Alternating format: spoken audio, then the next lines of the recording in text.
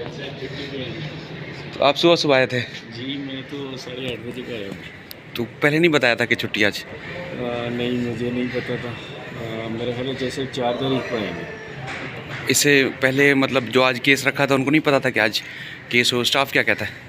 Staff ये कह रहे हैं कि जज साहब तो 4 तक छुट्टी पे है।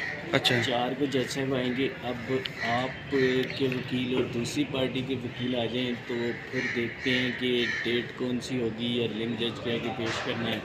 फिर दोनों आ जाएं फिर उनकी रजामंदी से होगा। लेकिन डिसीजन मेरा ख्याल है कि यही जज साहब ले सकते हैं। क्योंकि यही डीजे हैं, जी बिल्कुल सरबराह हैं, तो ये फैसला कर सकते हैं कि बिल्कुल ऐसे। ट्रांसफ़र केस होना है या नहीं होना। बिल्कुल, तो आपके साथ कौन है?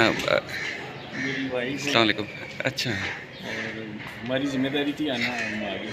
अब पिछली दफ़ा ये बहाना था कि जिब्रान साहब कपड़े पूरे पहन के नहीं आए, जी बिल्कुल तो ऐसे ही है। इसलिए समाअत नहीं हो सकी थी। आज तो सारी चीज़ें पूरी हैं, लेकिन जैसा अब नहीं है।